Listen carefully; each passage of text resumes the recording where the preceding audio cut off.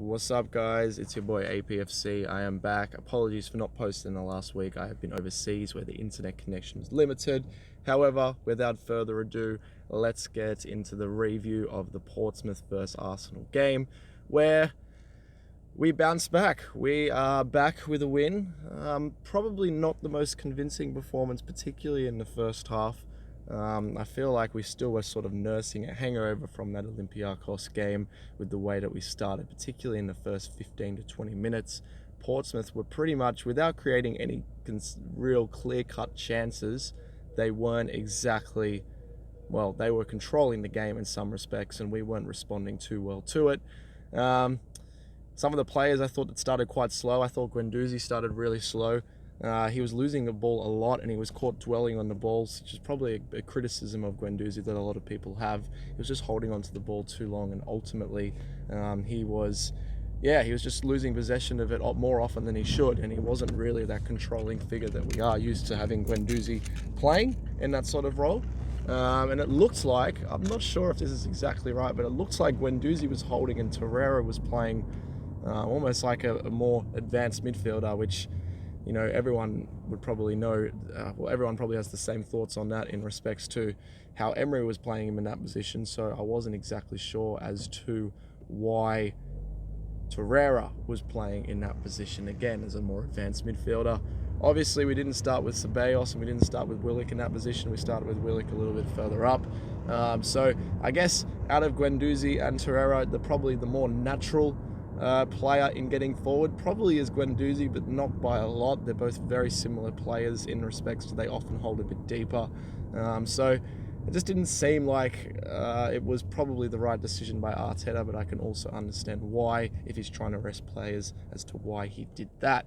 The unfortunate news is in the first half is that Lucas Torreira did sustain an injury. I am yet to see how long this injury is for, but it looked like in that heavy tackle made by the Portsmouth player, he essentially maybe sprained his ankle. It looks like his foot got caught between his two players' legs. And yeah, Torreira's not usually a person that, you know, sort of play acts and whatnot, so he looked to be in a lot of pain and he came off, which, to be honest with you, although he hasn't been a regular starter this season, well, the last maybe 6 weeks or so, I think this is a massive loss for the season, particularly when we come up against these better sides and we need a little bit more defensive stability, particularly away from home. Torreira can offer that. Guendouzi can't. Ceballos can't. Xhaka can't. So it's a tough one to take, and I think that I'm hoping that it's not going to cost us a battle for the top 4 or top 5, whatever it's going to be, because I think he is a key player regardless of the fact that he hasn't played as many games the last 6 weeks or so. Ceballos came on. I will get to him in a moment, probably in the player ratings. At the first half, I also thought that the players that started slow was Joe Willock. I honestly think Joe Willock isn't good enough. I think Joe Willock is not ready for Arsenal quality yet, and I'm actually yet to be totally convinced that he is going to be able to take his game to the next level and be Arsenal quality. You can see that Arteta is really trying to raise the standards of the club, because a lot of these players, simply put, are not good enough to be representing Arsenal. And yeah, I wasn't really totally convinced with him all game, and I just think he was probably the weakest player in the field today.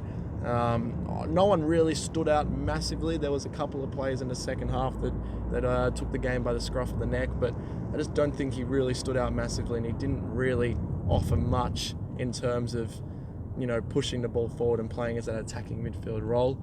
I did think in the second half he was coming shorter a lot more to be able to receive the ball, and he was probably trying to get into the game a bit more, but I just think that generally speaking, you know, we're not exactly playing a Premier League side. We're playing Portsmouth, who are sitting, I think, in the top 2 or 3 in League One at the moment.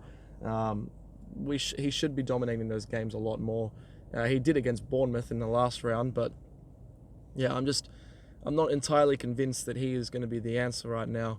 And I would be looking at maybe loaning him out and seeing how a loan spell would go for him. But what I also thought was a positive rather than a negative is that, you know, once we sort of were a bit slower in the first half, we did get into the game that little bit more around the 30th minute mark. After letting Portsmouth, sort of attack us a lot more and add a bit of pressure, Portsmouth tend to they take the foot off the gas, probably because they're a little bit tired, and then we started to very comfortably move the ball around from side to side in the midfield, with ultimately, Socrates getting that goal, which was an exceptional finish from Socrates for a centre-back while playing right back in the day. That was a really good finish and a very good cross by Reece Nelson. And Reece Nelson I will get to in a moment, because I thought he had a particularly good game. He hasn't really had a consistent performance for a while at Arsenal, but I thought he did quite well at the end of the day. Put the ball in, he finished it well. We ended up going 1-0 just before the break. I think we scored in the 48th minute with 5 minutes of stoppage time. And second half, we were just very, very comfortable moving the ball around. Didn't necessarily create a lot of clear-cut chances, but it was a very professional performance from the side. And we were just holding the ball around, and we weren't really letting Portsmouth get back into the game at all. Some of the highlights, some of the things that I was really impressed with is I thought that Pablo Mari, in my opinion, was man of the match. Pablo Murray. He looked good. He looked very, very composed. When it came to one-on-one duels, he looked very just calm. He didn't seem to panic. He just looked like he was one of those players that just had everything under control. A very upright sort of posture. Head is always up when has the ball. His passing range was very good. He was looking to play longer. He was looking to play short. And it ultimately added a bit more balance to the side, because we had Pablo Mari on the left-hand side of the centre-backs and David Luiz on the right, which means that they're both sort of playing on their stronger foots. And yeah, he looked very comfortable, very good in the air. When there was significant pressure on him, he just sort of dealt with it without really making too much of a fuss. And he's hoping that's a sign of things to come, because if that is the sort of defender that we're looking at, whilst I am aware that we are playing Portsmouth, who are not exactly a Premier League side, if that's the sort of quality that we're looking at, I'd be looking to bring him into the first team lineup straight away. Yes, Mustafi has been in decent form. Whether he would come in for Mustafi or David Luiz remains to be seen. However, I would probably think that it would be Mustafi at this point. So you have David Luiz and Pablo Mari as our starting centre-backs. This is the interesting part. Socrates played at right back again. Is Socrates a better defensive right back than Bellerin? Yes. Does Bellerin offer anything going forward right now? No, he's not offering anything going forward against Olympiacos. He was a shadow of himself. Do we dominate, or do we look to dominate attacking-wise down the right-hand side? No. So if we are not playing more attacking down the right-hand side in regards to a wing-back, like in that Bellerin sort of role, what is the point of having Bellerin there? And this is what I'm starting to think. Would we prefer to have Socrates at right back? I'm probably looking at yes, simply because it's very clear that we drop a midfielder for Saka to get forward to combine with Martinelli today. But, depending on who we're playing at the day with any other sort of player, probably Aubameyang most of the time. And yeah, I just think that if we're not looking to really get the right back involved as much as the left, why wouldn't we have Socrates there? He's much better defensively than Bellerin. I think Socrates is one-footer, but at the same time, I think he's more comfortable with both feet, whereas Bellerin every single time will not run forward and he will just cut back and play the easy option. So yeah, I thought Socrates had quite a good game today. Apart from the fact that he did score the goal, I thought he was very solid there, and I think that is something we should be looking at, moving forward, particularly because I don't think Bellerin is the answer, and I have said this for a very long time. I was also going to mention Guendouzi. Although I said Guendouzi did not start the game overly well, I thought he was controlling the game very easily in the second half. He was looking that Guendouzi evolved, very composed. He does have that rashness about him, and you would have seen that in the first half, I think he got a yellow card for sarcastically doing something to the referee. I can't remember. But he does have that rashness and that ability to sort of switch off. He did bounce back from that very well in the second half, and he was looking to control the game. Ceballos was a bit quiet when he came on, but with Guendouzi playing that sort of anchor role very effectively in the second half, it allowed Ceballos to push forward a bit more and looking to be that attacking threat, which in the second half he was, although he did start very slow in the first half. He was looking high of energy, and he's a key player for us at the moment, and it looks like he is now going to be a very consistent starting centre midfield, particularly down at Torreira. Looks like he's going to be out. I don't know for how long, I would say with the ankle injury, it could be around maybe 4 weeks, 6 weeks, potentially even longer. I don't know the extent of the injury as of yet, but he was looking good. Saka and Martinelli, that left-hand side in the second half, we were tearing Portsmouth apart for fun, absolutely tearing them apart. I thought Martinelli was probably the most consistent out of all of them the whole game. I thought Saka was pretty quiet in the first half, but he did come into his own in the second half. A lot of combination play there. You know, Saka was looking a lot more confident. There was a lot more flicks. There was a lot more, confidence to be able to take some of the Portsmouth players on, particularly down that left-hand side. Martinelli was beating players for fun. He's very quick with his pace. His turn is very quick as well and sort of hard to read. And yeah, we were just very dominant down the left-hand side. We were putting a lot of decent balls in for Eddie Nketiah. And not just down the left-hand side, but Reiss Nelson offered something down the right that we probably haven't seen down the right in a while. Not exactly convinced on Reiss Nelson's quality yet, although I do think that he has probably more of a future at Arsenal than Joe Willock. But at the end of the day, Reiss Nelson, who has looked a little bit low on confidence this season when he has played, looked very good today. He was very comfortably beating players down the right-hand side.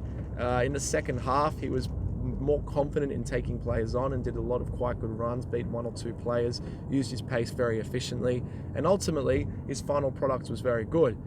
He got the corner for Socrates' goal. It was a very good cross for Eddie Nketiah, but also in the first half he was whipping the ball in with a lot of pace, and there was one in particular where I think he tried to whip it across to a Nketiah, and Nketiah was just missed it. He wasn't in the right position for that.